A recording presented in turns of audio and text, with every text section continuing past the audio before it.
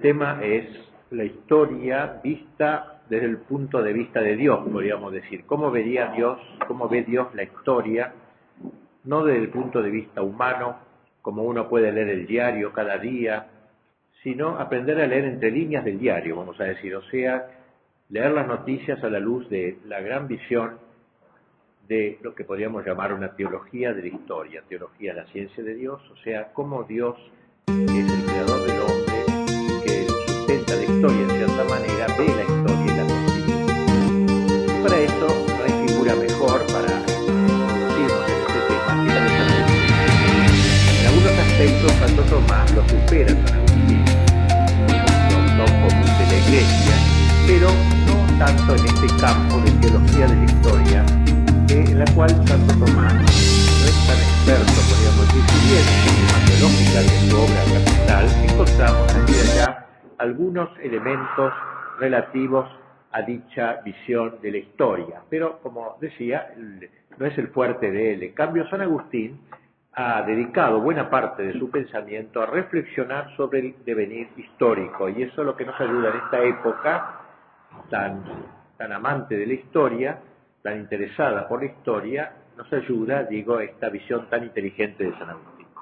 Como algunos de ustedes no conocen la figura, la persona de San Agustín, ni sus obras, será bueno, antes de exponer lo que él dice acerca de la historia, la teología de la historia, referirnos a su vida y a sus obras principales. Agustín nació en el norte de África, que era en aquel tiempo una de las zonas más cultas del Imperio Romano.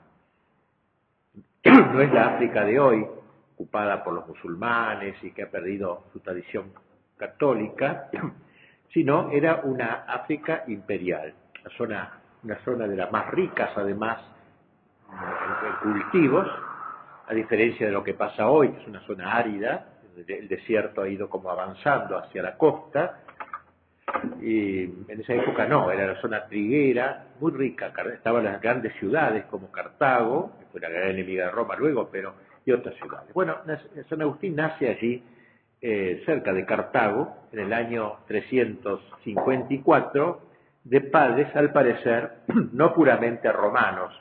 Parece que la madre de él, Mónica, tan conocida, Santa Mónica, luego, era de origen berebere, que era una tribu del norte del África, que luego se hizo musulmana con el tiempo, pero en aquella época era católica todavía no existía el fenómeno islámico. Pues bien, su padre, el padre de Agustín, que se llamaba Patricio, era un empleado municipal, se hizo catecúmeno en los últimos años de su vida, es decir, ya casi al morir, como era costumbre en aquella época, se inscribió entre los que querían recibir el bautismo, eso significa catecúmeno, recibiendo efectivamente este sacramento poco antes de morir, en el año 371. Su madre, como dijimos, era una fervorosa católica de toda su vida, o digamos, no se bautizó de grande, y sin embargo, tenía como una gran ambición respecto de su hijo, soñaba con que su hijo escalase posiciones en el mundo, tuviese cargos, títulos en el imperio, todavía el imperio romano no había sido invadido por los bárbaros, por lo menos no había sido destruido, mejor dicho, por los bárbaros, y así que ella soñaba con un brillante porvenir para su hijo, Agustín, y se hizo responsable a raíz de esta tendencia a ciertos descuidos en la educación de su hijo, que revelaba ya desde pequeño una inteligencia extraordinaria. Cuando el niño enfermó gravemente en cierta ocasión, ella y pidió el bautismo, su madre, al ver desaparecer el peligro, lo inscribió solo entre los catecúmenos, pero no logró que se bautizara. Recibió las primeras letras en su ciudad de origen, prosiguiendo sus estudios de retórica allí en África, pues su padre quería destinarlo al foro, es decir, el foro romano, a la elocuencia, al derecho sobre todo. En el año 371 pasó a Cartago, que era en aquella época una ciudad importante, pero Cartago era una ciudad corrupta, muy corrupta moralmente, y él se entregó a esa vida, a la vida que allí reinaba, al ambiente que allí reinaba. De una relación con una chica, que duró varios años, tuvo un hijo al cual puso por nombre Adeodato, un nombre medio raro, pero Adeodato, o sea, dado por Dios, Adeodato, todo junto, Adeodato se llamaba su hijito. Por aquel entonces, Agustín, dedicado a una vida corrupta, digamos, depravada, podríamos decir moralmente, despreciaba la religión de su madre, porque le parecía, dice, un conjunto de cuentos de viejas, decía. Todo el catolicismo era como cuentos para personas iletradas. Y habiendo leído una obra de Cicerón, en aquella época no había una formación seria, filosófica, también literaria, retórica, se despertó en su alma la idea de tener una concepción filosófica del mundo, es decir, elevarse un poquito de lo que la gente común piensa de las cosas y tener una visión más profunda del acontecer. Y poco después se inscribió como auditor u oyente, auditor, en un grupo, en una secta que se llamaba de los maniqueos. Maniqueos pues, se llamaba así porque su fundador era un señor llamado Mani, el cual sostenía que había como dos principios, un principio del bien, de todo lo bueno que hay en la tierra, y un principio del mal, pero no como decimos nosotros el demonio, una criatura de Dios que defracciona o defeccionó, sino como otro Dios, vamos a decir, como si fueran dos dioses paralelos, el del bien y el del mal en lucha, en conflicto entre ellos.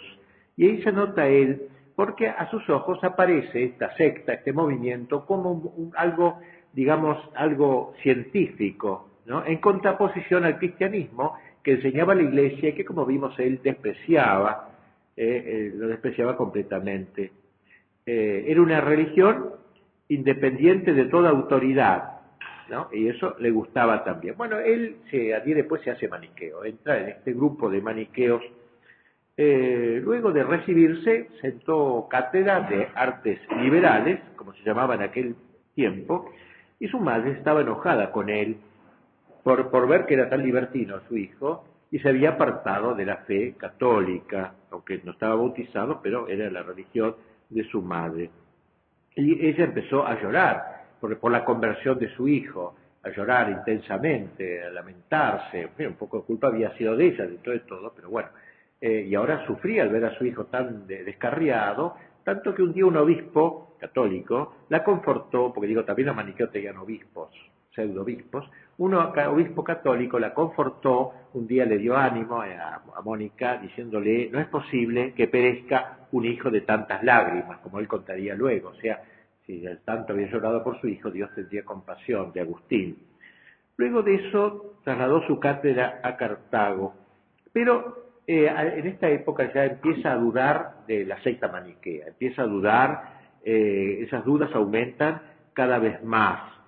Estos herejes le parecían inconciliables con el pensamiento de la filosofía griega, que él mucho admiraba, y entendió también que ese dualismo de los maniqueos, un dios de lo bueno, un dios del bien y un dios del mal, estaba en contradicción con el concepto que ellos tenían de la divinidad, como si Dios fuera uno, pero como si Dios es uno, va a haber una lucha entre dos dioses.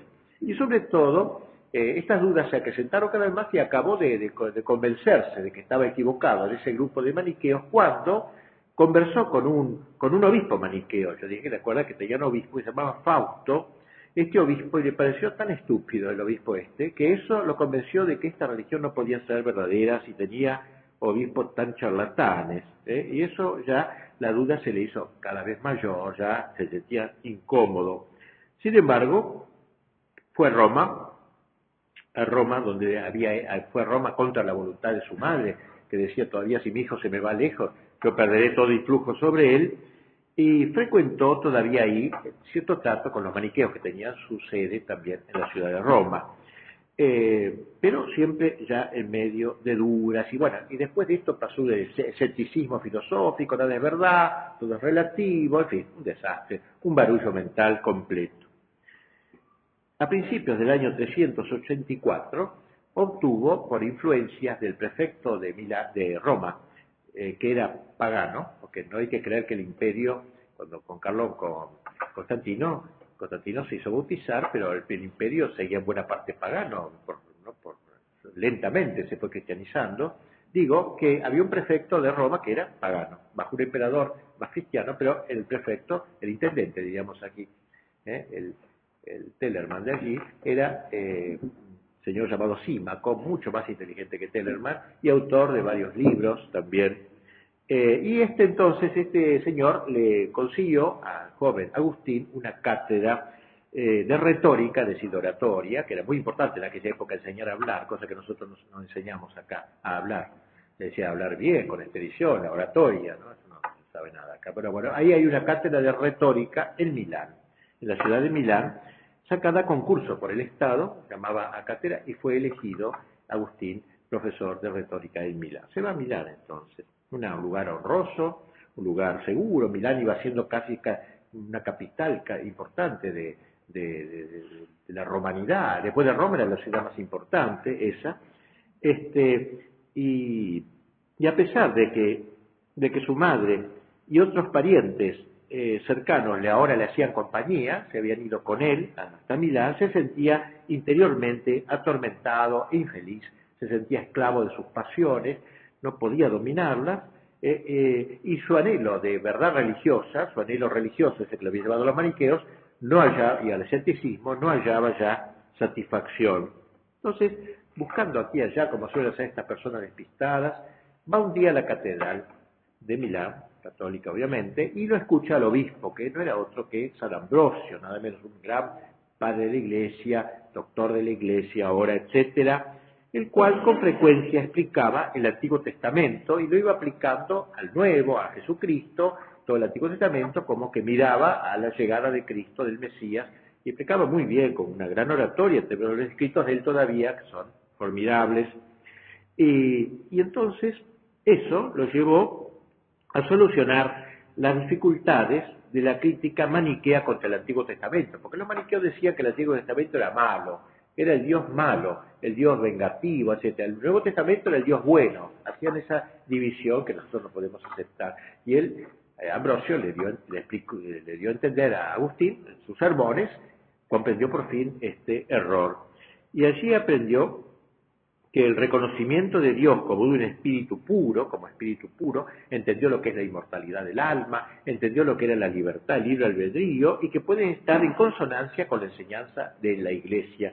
Entonces ya no era más un cuento de viejas, el catolicismo era algo serio, intelectual, ¿no? Porque este hombre era un gran intelectual, Ambrosio. Y bueno, la cosa que se convirtió. Y recibió el bautismo el sábado santo, que en aquellos primeros tiempos, como ahora hay un cierto recuerdo, la vigilia pascual del bautismo, en aquella época se solían bautizar a muchos catecúmenos que se habían ido preparando durante la cuaresma. Bien, así que es bautizado allí junto con su hijo, aquel Adiodato, y un amigo muy querido, muy directo de él, que se llamaba Alipio, y los bautizó directamente Ambrosio, el gran pastor de allí. Algunos meses después emprendió el viaje de regreso al África, pasando por Roma, con su madre, otra vez con Mónica Choya, feliz, imagínense tanto llorar por su hijo ahora bautizado, bien católico, había dejado sus malas costumbres, había cambiado completamente. Va a Roma y allí tuvo casi un año en Roma, pero al pasar por ahí murió su madre en la ciudad de Ostia, que era el puerto de Roma, muere su madre Mónica en brazos suyos, de Santa, hoy Santa Mónica. Y bueno, con el tiempo regresa al África, donde vivió por 3 años una vida monástica, es decir, se retiró como San Pablo cuando se convierte, se hizo medio eremita, ¿no?, para llevar una vida contemplativa. Él también se retira durante unos 3 años, haciendo vida monástica con algunos amigos, pero ya se empieza a extender su fama, y entonces el obispo del lugar, de Hipona, de la ciudad de Hipona, le pide que sea sacerdote. Él estaba muy bien preparado, era muy culto, y así fue hecho sacerdote, aceptó ser ordenado. Y desde entonces se aficionó como nunca a las artes liberales, pero también a la teología y a la filosofía, que para él adquirían todo una gran novedad y una gran profundidad con el cristianismo de telón de fondo. Poco después el obispo, que se llamaba Valente, de esa ciudad de Hipona, lo hizo auxiliar de él, que diríamos en lenguaje moderno, y a su muerte, a la muerte del obispo Agustín, le sucedió el asedio. Lo tenemos ya como obispo de Hipona. Ya obispo continuó con su clero, una vida así de monje, casi viviendo en una curia, pero con vida monacal, y se dedicó a la predicación, con gran celo, a predicar. Nos ha dejado volúmenes ahora de libros, de tomos, con las predicaciones, comentarios a los evangelios, a San Juan, a San Lucas, magníficos sermones, y atendiendo a los pobres y manteniendo varias controversias con los herejes de su tiempo. La primera controversia, que duró 10 años nada menos, hasta el año 400, fue contra el maniqueísmo, la antigua secta que él tanto había amado. Él la conocía de adentro y por eso la pudo luchar. Él la quiso hacer blanco de sus trabajos, precisamente, el que le había costado tanto librarse de ella. Y escribió magníficos libros, pues, sobre estos temas. El segundo período lo dedicó a luchar contra otra gran herejía que se llamaba los donatistas. Se llamaba así porque su fundador era un señor llamado Donato, un obispo católico que se separó de Roma, fue cismático, digamos así, y tenía un gran éxito este grupo en el norte de África, tenía 600 obispos donatistas, nada menos, así que era una cosa muy grande. Bueno, él entra en discusiones con esta secta donatista y obtiene una gran victoria en una disputa pública con ellos. Finalmente, la tercera gran controversia que mantuvo fue contra la herejía pelagiana. Se llama así por su autor, generalmente toma el nombre del autor, que se llamaba Pelagio, que era un monje, el cual sostenía, muy en líneas generales, que uno podía salvarse por sus solas fuerzas, por su voluntad, digamos, sin la ayuda de la gracia. Uno podía salvarse, ¿no? Y por eso él va a escribir duramente contra el error pelagiano, o el error semi-pelagiano que decía, no, Dios me da la gracia inicial para convertirme, pero luego yo sigo solo, da la patada inicial Dios y yo sigo solo hasta el fin. No, él va a decir que no, desde el principio hasta el fin está la gracia de Dios sustentándome. Y por estos escritos, todas estas cosas que digo en 2 palabras son tomos y tomos y tomos, él ha sido llamado en la iglesia el doctor de la gracia, porque ha hecho una gran acentuación sobre la gracia por encima de la voluntad humana. O sea, está la gracia y la colaboración del hombre, 2 cosas, pero lo más importante es la gracia. Dios tiene el primado y el hombre no hace más que consentir a la gracia o no. Bueno, pero esto es una idea, una visión, una panorámica de la vida y de las obras de San Agustín.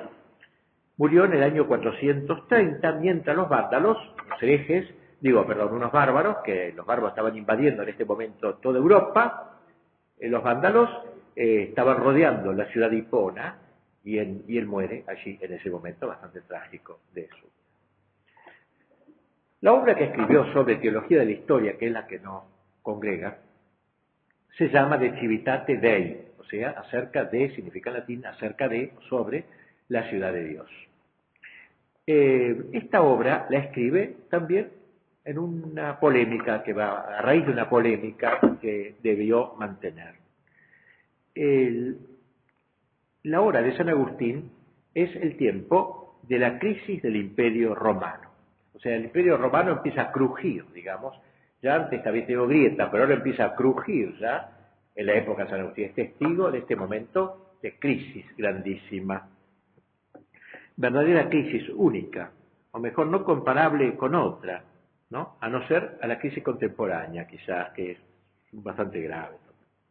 El año 410, una puerta de Roma llamada la Puerta Salaria, porque era una zona que comunicaba con las sales, zonas saladas,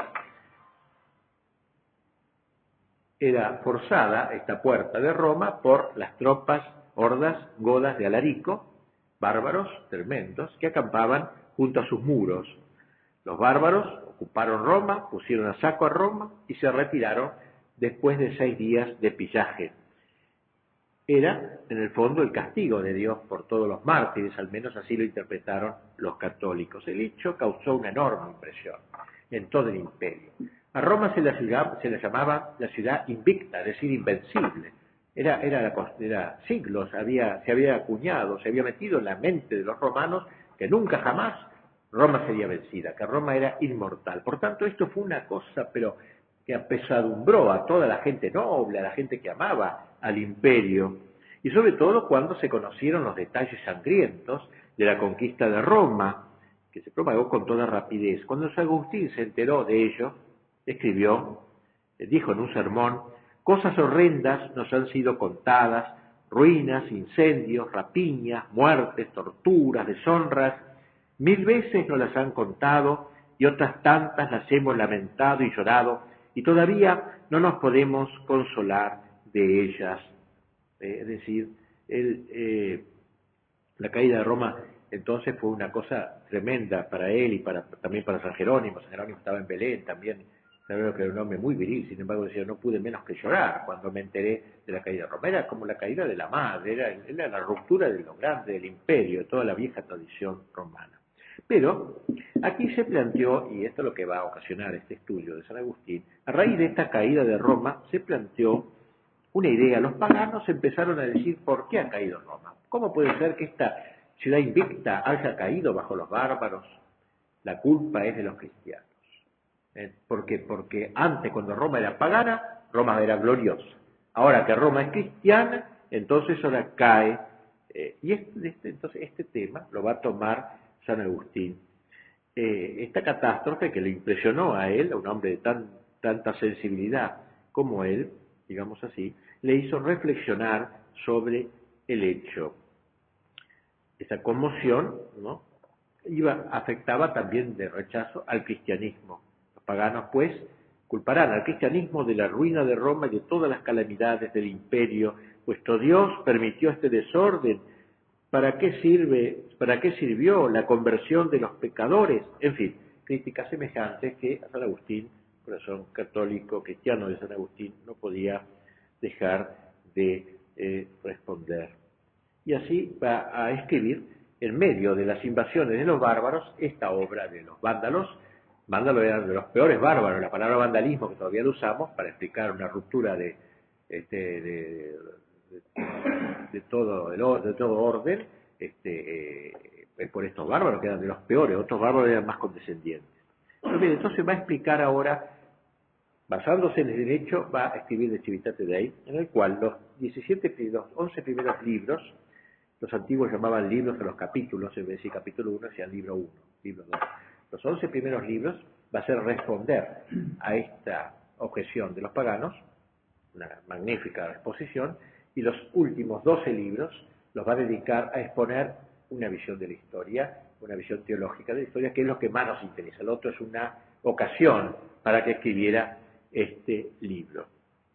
Entonces va a hablar de dos ciudades, por eso decimos la ciudad de Dios, porque se va a referir a dos ciudades. Y así va a decir que dos amores fundaron dos ciudades. El amor de Dios hasta el menosprecio del hombre, o sea, menosprecio en latín no quiere decir desprecio, sino dar menos precium, menos valor al hombre que a Dios. Bueno, la exaltación de Dios y el menosprecio del hombre engendró la ciudad de Dios. Y la exaltación del hombre, soberbio, etcétera, y el menosprecio de Dios creó la ciudad del mundo, la ciudad del hombre, ¿no?, la ciudad de la soberbia. Dos ciudades que se van a enfrentar. Esta sería la idea básica de la obra. Dos amores fundaron dos ciudades. Ciudades no significa una ciudad determinada, qué sé yo, Buenos Aires, Roma, Moscú, sino dos estilos de sociedades, dos maneras de pensar, dos cosmovisiones. Pueden estar los miembros de esa ciudad repartidos en el mundo, pero están unidos por una idea común: el amor a Dios como lo supremo, Dios con el primado de Dios, y el hombre subordinado a Dios, criatura de Dios, y la otra, el hombre supremo, el hombre endiosado, y todo subordinado al hombre, y Dios incluido si es que existe. Entonces va a afirmar la existencia de estas dos ciudades. Pero enseguida, bueno, y vamos a entrar ahora en cómo las va describiendo estas ciudades. Ante todo habla del origen de cada ciudad. Uno se imagina que él, cuando habla del origen de la ciudad buena y mala, Va a hablar de Adán y de Eva, de Caín, de Abel, qué sé yo, de los buenos y de los malos que aparecen desde el comienzo de la historia, en el Génesis, no.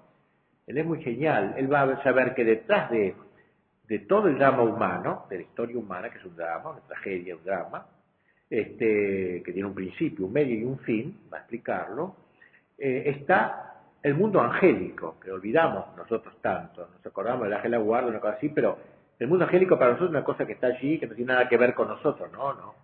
Él va a mezclar lo que pasa con los ángeles con lo que pasa con los hombres. Ustedes saben que Dios creó a los ángeles a todos buenos, no como decían los maniqueos que Dios creó algo bueno y algo malo, no hay una creación buena y una mala. Dios creó todo bueno, si algo se hizo malo es por culpa de uno.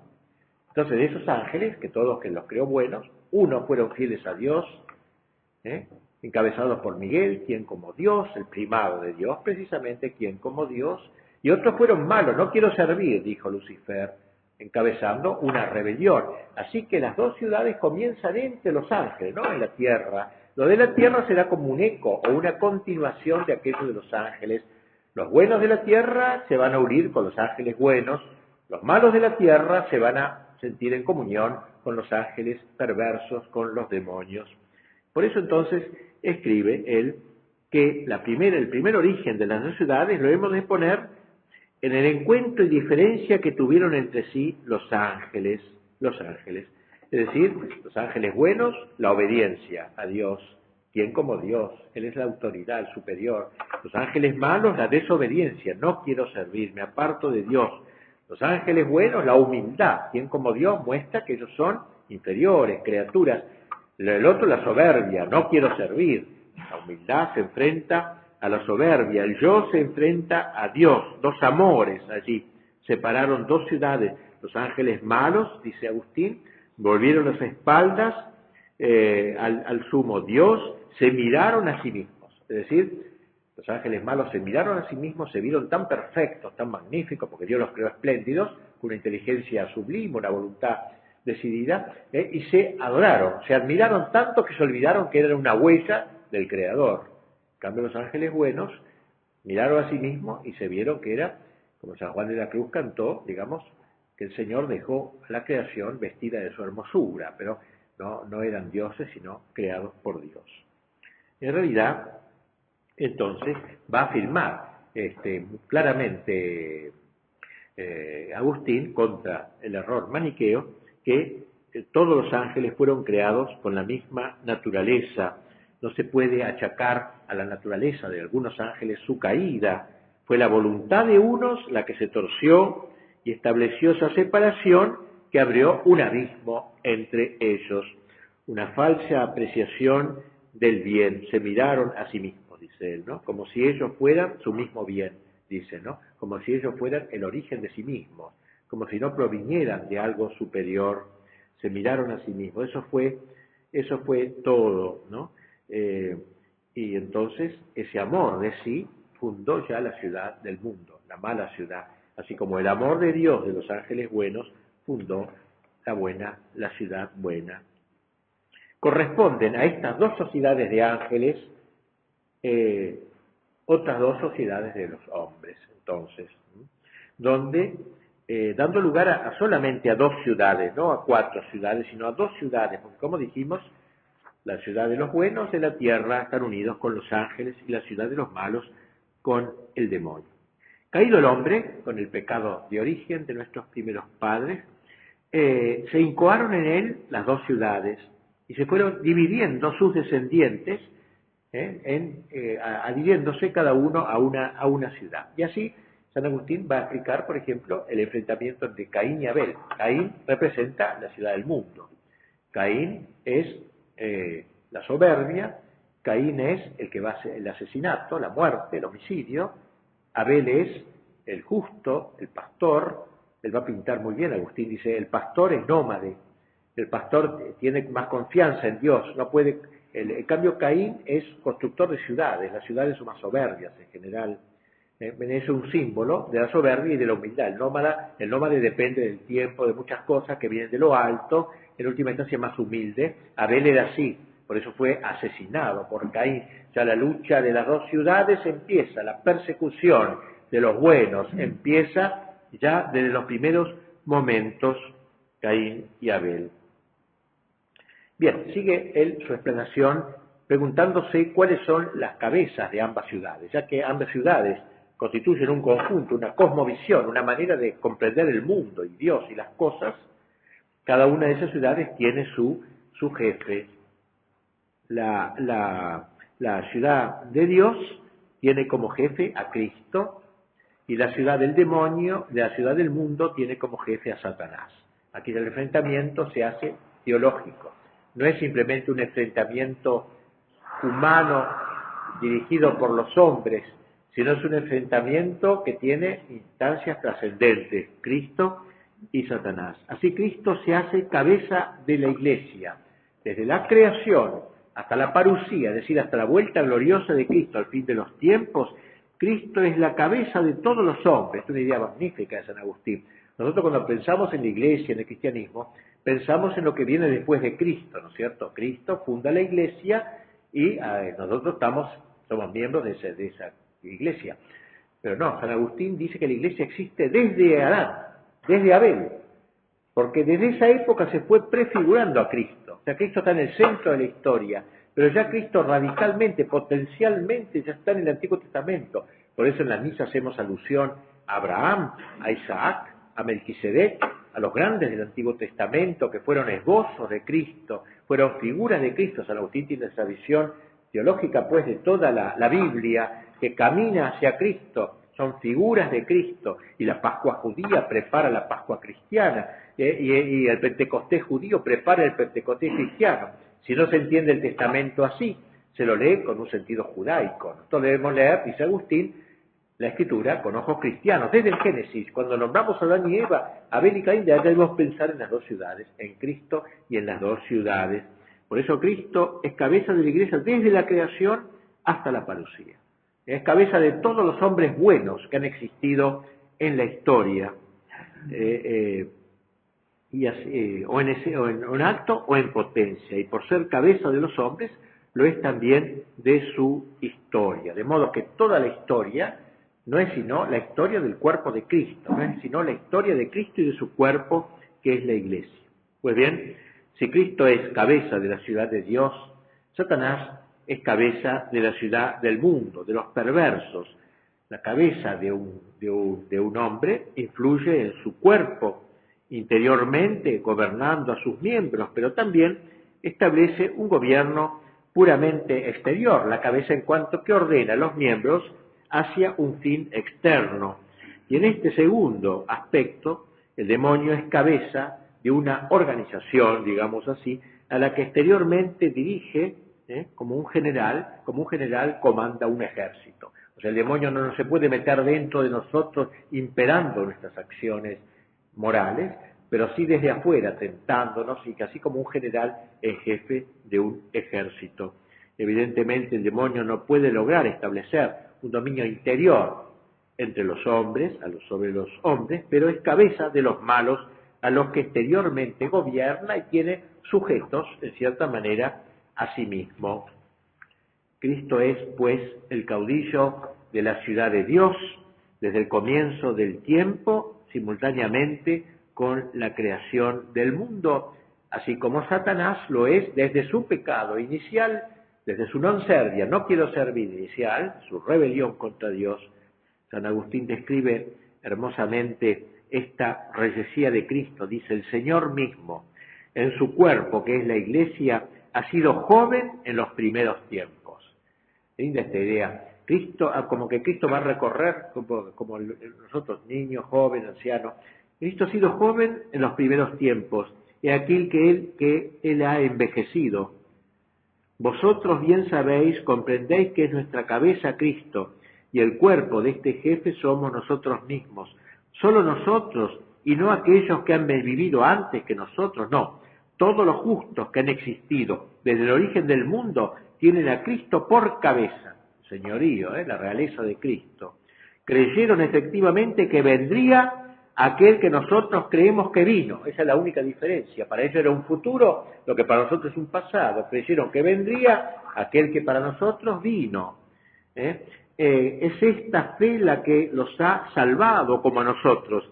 Él debía ser la cabeza de toda la ciudad de Jerusalén, uniendo a todos los fieles desde el comienzo hasta el fin, como también las legiones y los ejércitos angélicos, para que hubiera una única ciudad bajo un único rey, un solo reino gobernado por un mismo emperador, gozando de una paz y una salud eterna, alabando a Dios para siempre,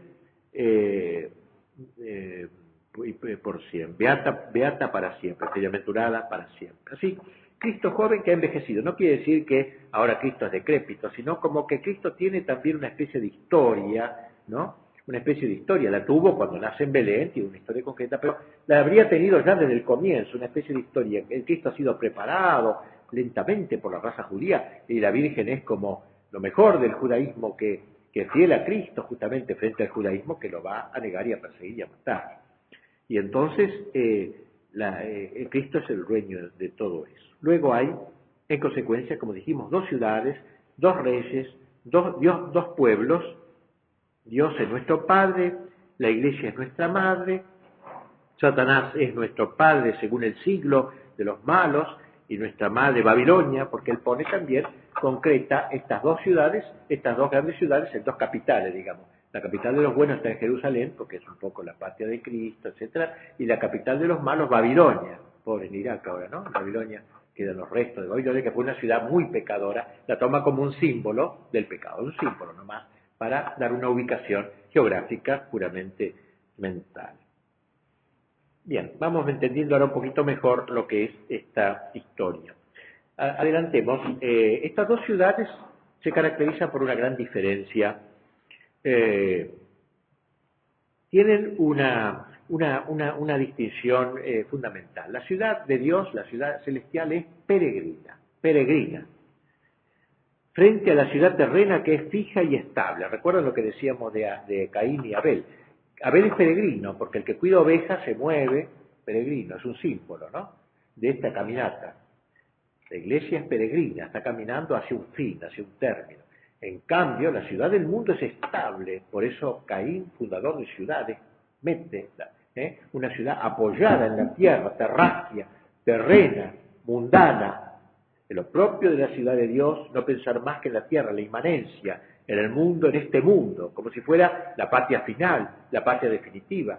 En cambio, la concepción cristiana es que estamos de paso, como dice Santa Teresa, no estamos en una mansión, sino en un hotel. Esto es un lugar de paso en última instancia. Esta es una diferencia esencial entre las dos ciudades. Los miembros de la ciudad del mundo están en esta tierra, haciendo de acá su patria terminal. Los miembros de la ciudad de Dios son peregrinos, están en camino. Es consecuencia del fin de ambas que la primera no pueda tener aquí morada, mientras que esta solo vive, la otra solo vive para la tierra. Es decir, la ciudad de Dios, volcada hacia lo eterno, considera el presente siglo, el presente mundo, como algo que pasa, que no le puede ofrecer el descanso que anhela, la paz, ¿no? No la puede ofrecer, mientras que la terrena, orientada a lo temporal, buscará toda su felicidad en la tierra, el hedonismo, el placer. El único horizonte será la tierra. San Agustín lo dirá en otro lugar, una idea muy linda de él, también muy simbólica, podríamos decir, que Dios hizo al hombre vertical y no horizontal como ha hecho en general a los animales. ¿Por qué? El animal es horizontal porque tiene por único horizonte la tierra, porque una vez que muere el animal desaparece, no tiene alma espiritual. En cambio el hombre, dice Agustín, es vertical, lo hizo Dios vertical para que se acuerde de pensar en las cosas de lo alto, para que eleve el corazón.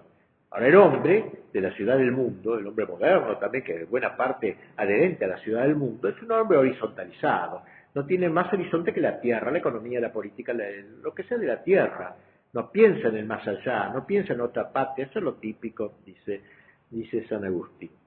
Por eso cuando habla de la ciudad de Dios siempre indica su estar de paso, llamándola peregrina.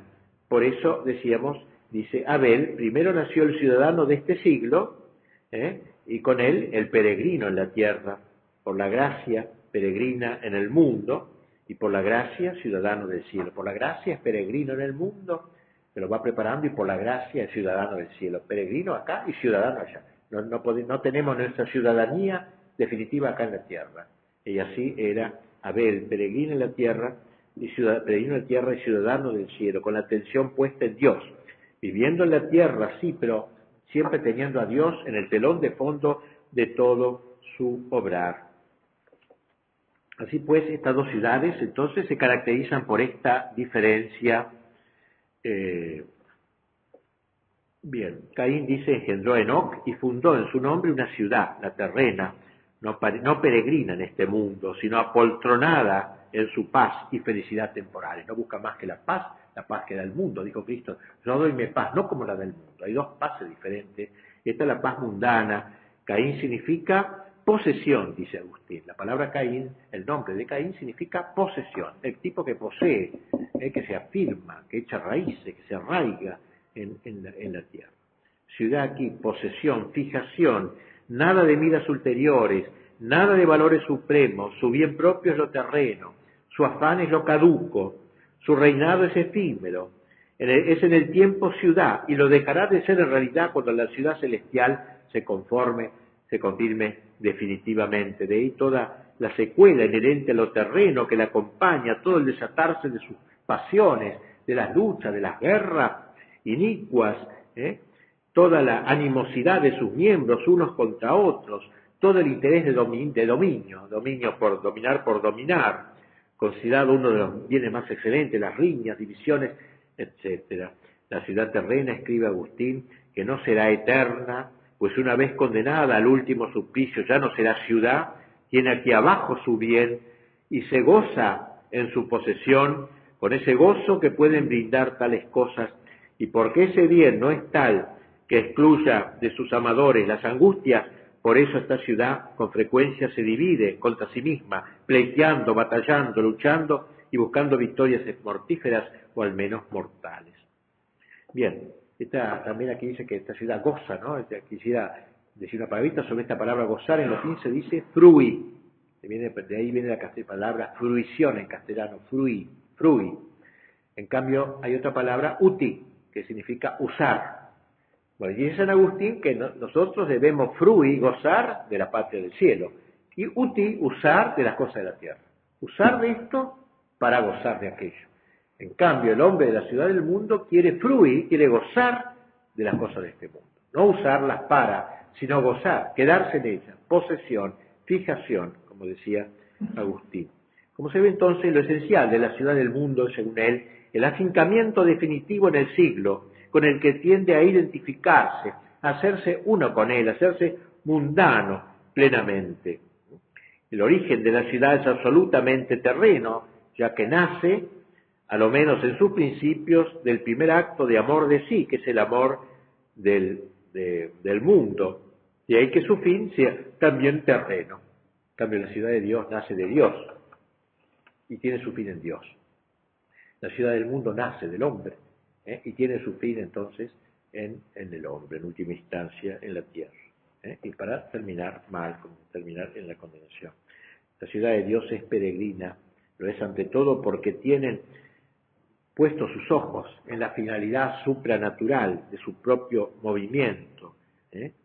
Son peregrinos, la gracia es una gracia peregrina, por la que ya voy participando de aquella ciudad, de que un día participaré de manera definitiva. De modo que el hombre de la ciudad de Dios es un expatriado. Expatriado. Su patria es aquella, la patria final. Tenemos la patria nuestra, la patria del patriotismo, pero no negamos eso. Pero la patria final de esa no somos ciudadanos definitivos de aquí. Otro dato que dice, para ir terminando esta descripción de San Agustín, es que estas dos ciudades están mezcladas. No podemos decir así que aquí están los buenos, la ciudad de Dios, y aquí están los malos, geográficamente separados. No, están mezclados.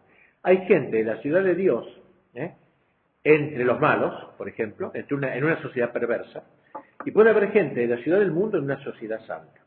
Por ejemplo, ahora la tendencia es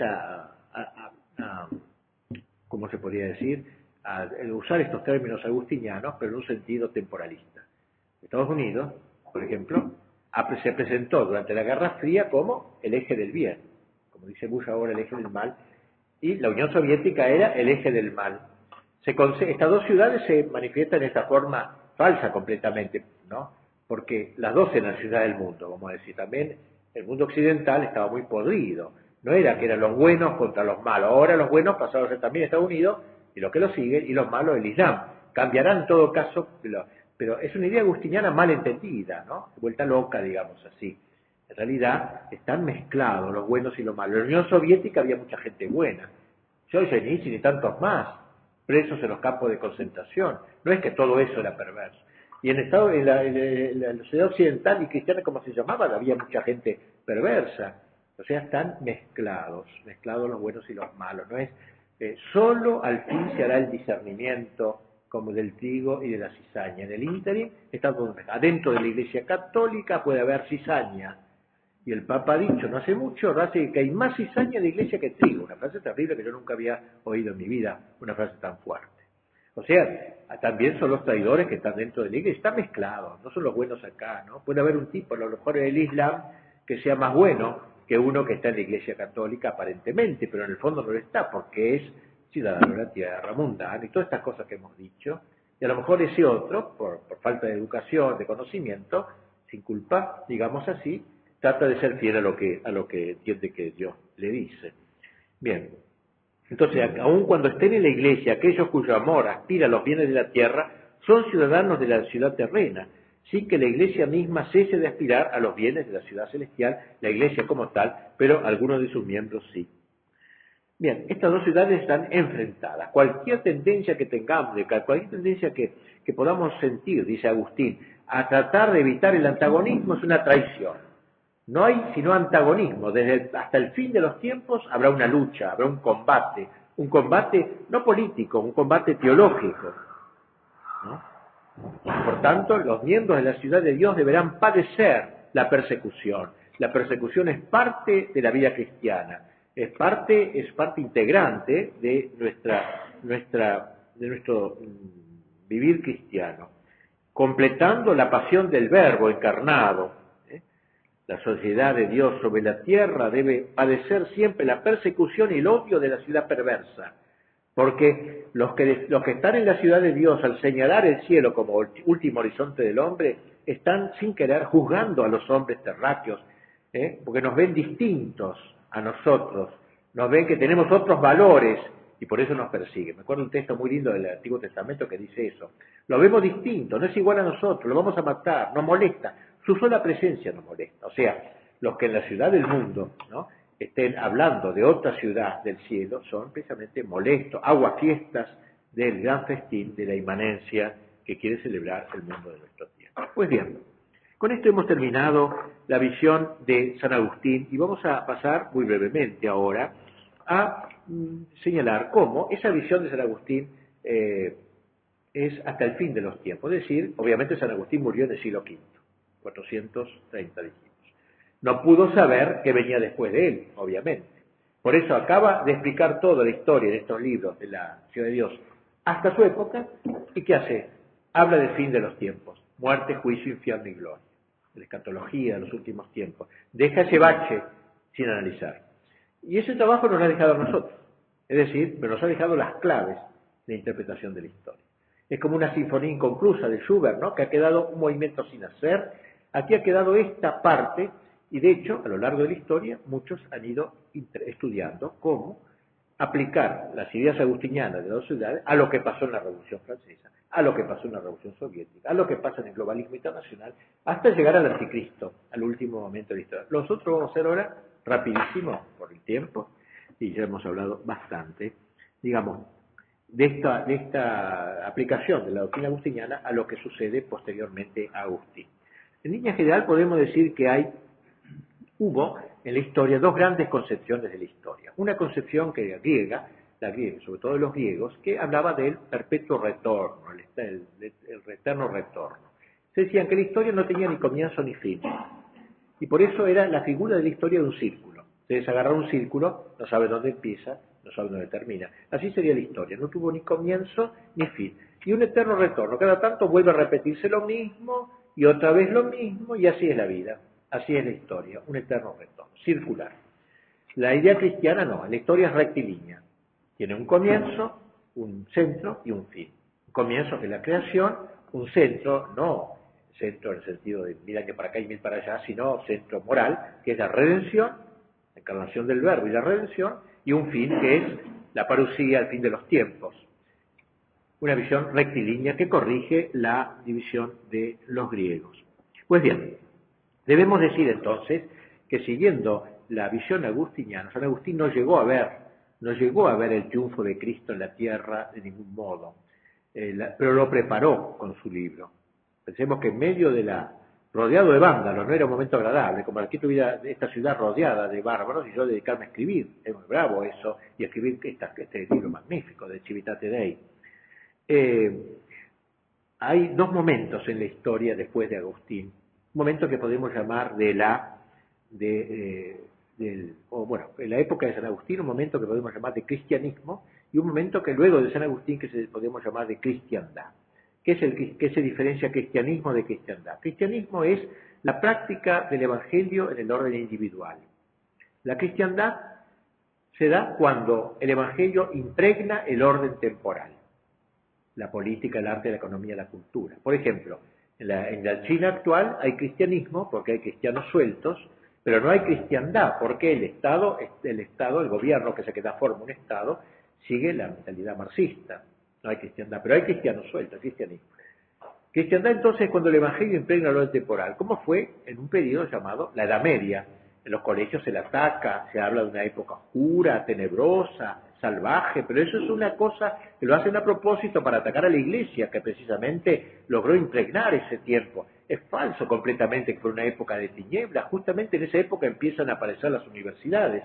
¿Cómo va a ser una época de tiniebla la que gesta las primeras universidades? No las gestaron ni la China ni la India milenaria, sino la cristiandad medieval. Fue la época de grandes reyes santos como San Luis de Francia, San Fernando de Castilla, San Vladimir de Rusia, San Esteban de Hungría, un montón de reyes santos.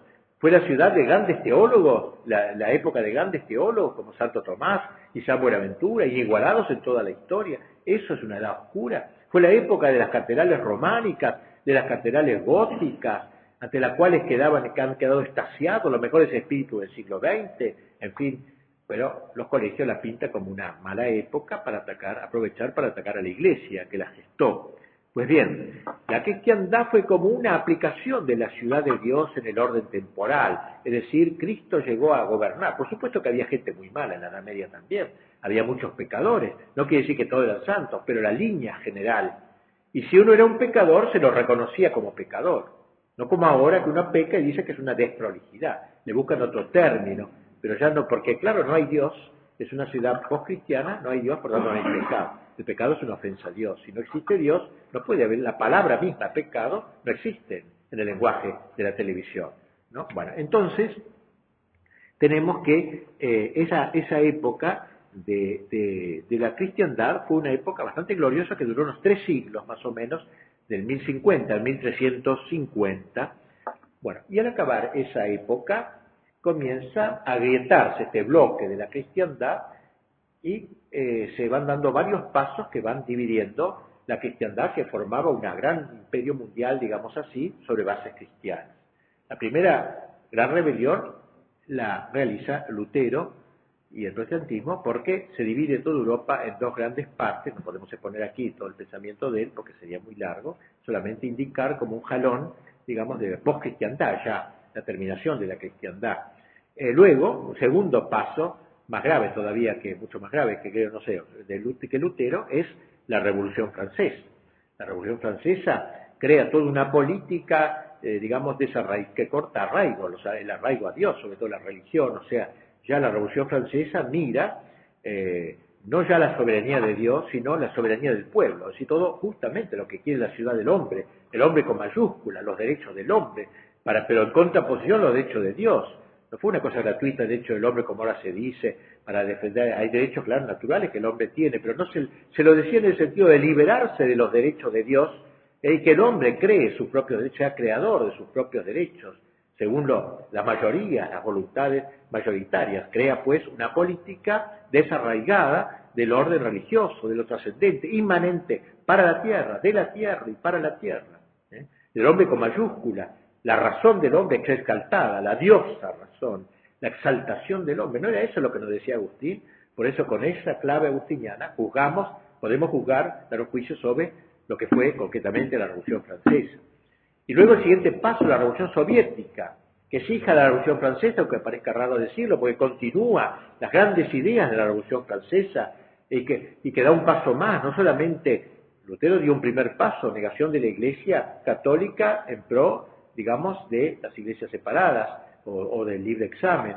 Luego el segundo paso lo da la Revolución Francesa, que acepta a Dios, pero no a Cristo ya. Lutero aceptaba a Cristo plenamente y lo aceptaba a Dios, pero no a la Iglesia. Segundo paso lo da la Revolución Francesa, que no solamente no acepta a la Iglesia, sino que además no acepta a Cristo como Dios, en todo caso una gran personalidad, pero no Dios. El tercer paso, el del marxismo, niega a Dios mismo, y es una lucha contra Dios, hay que luchar contra Dios. O sea, ha habido un progreso de la ciudad del mundo. Así que habría primero de San Agustín hasta la Edad Media un acercamiento a la ciudad de Dios, hasta que, como se pudo organizar en la tierra con defectos, y luego comienza el dominio de Satanás, de la ciudad del mundo, de todo esto, de la ciudad fincada en la tierra, antiperegrina, todo lo que nos dijo Agustín, lo vamos viendo en el espíritu de la Revolución Francesa, de la Revolución Soviética, etcétera. Como dije, estos falsos enfrentamientos de hoy, ¿no? Se mira, se trata de laicizar la idea agustiniana de las dos ciudades. El globalismo actual, si uno lee los autores que hablan sobre el nuevo orden mundial, algunos de ellos al menos hablan del triunfo de la inmanencia, de que hay que acabar con la trascendencia y cosas semejantes, que es lo que propicia precisamente la ciudad del mundo. O sea, es una época, podríamos ver toda la historia creciéndose a la ciudad de Dios, y luego decreciéndose lo del mundo. ¿Y cómo va a terminar este cuento? La última palabra es de Cristo, es la victoria de Cristo al fin de los tiempos. Pero el penúltimo momento será dramático, será el momento del anticristo, de que habla el Apocalipsis, libro dedicado a eso, cuando este poder de la ciudad del mundo, esta sociedad mundana, tendrá un poder total en una persona política llamada el anticristo, que tendrá un poder casi universal, y solamente un pequeño resto resistirá en la fidelidad a la ciudad de Dios. Será acosado, perseguido en este último momento. Pero ese durará no demasiado tiempo y luego vendrá Cristo, la victoria, la parusía, el triunfo de Cristo al término de la historia. Así se cierra la historia, esa visión rectilínea que decíamos, pasado, presente, futuro, término de la historia, último término victorioso.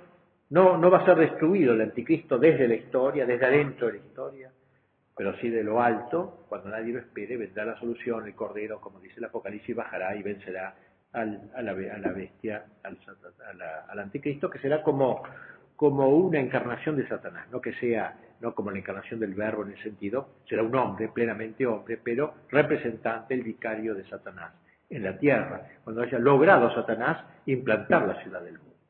Bueno, ven ustedes, esta visión teológica nos ayuda, como dije al principio, a leer el diario, es decir, a notar la noticia de hoy, no en la banalidad del día o del mes, sino verla a la luz de esta gran visión teológica y ubicarlo.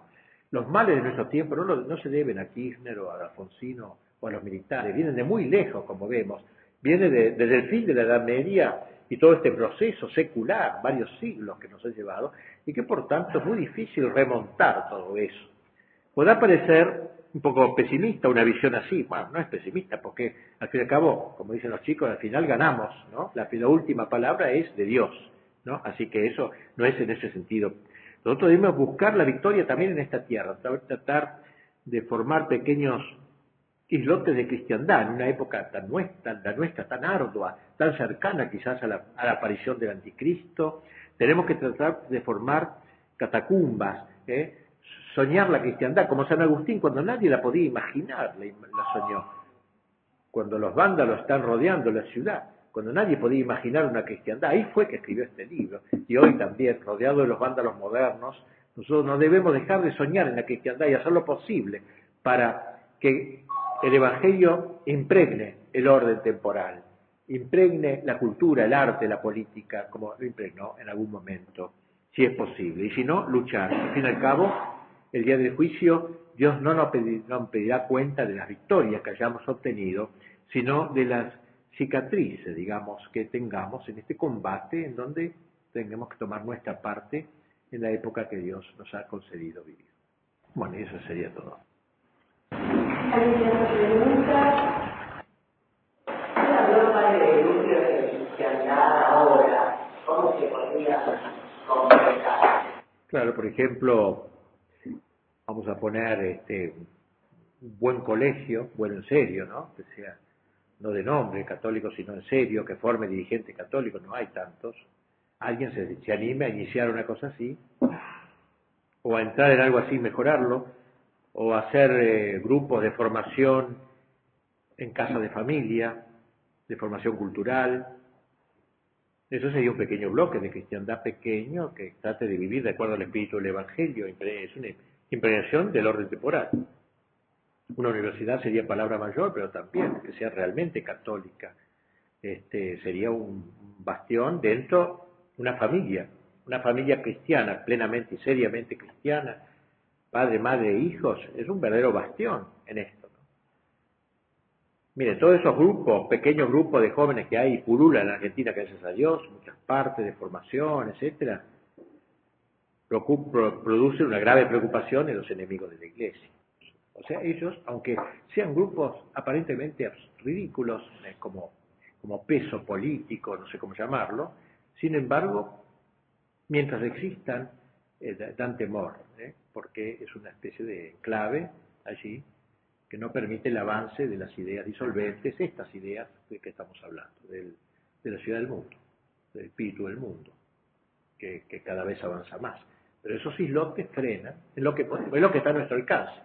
Una cosa sería un gobierno político, eso ya, para que haya una cristiandad debe haber un gobierno que entienda este asunto, porque el gobierno da forma a un Estado, lo quiera o no. Hay un homo liberalis, el Estado liberal crea un homo liberalis, un hombre liberal, crea un hombre, un estilo. El Estado comunista creaba un hombre soviético, un hombre comunista. O sea, el Estado da forma, tiene mucho influjo. No absolutamente, no en todo, pero inclina en una dirección determinada, de manera muy total. Y por eso entonces frente a un Estado así nosotros no tenemos la solución política no está al alcance general nuestro, pero sí este trabajo, esta lucha cultural. La guerra actual es una lucha cultural. Como lo dijo Gramsci con mucha inteligencia, la guerra que hay que hacer no es la política, es la cultural. Lo importante no es tomar el poder político, la casa de gobierno, es tomar la cultura para que la gente cambie su modo de pensar.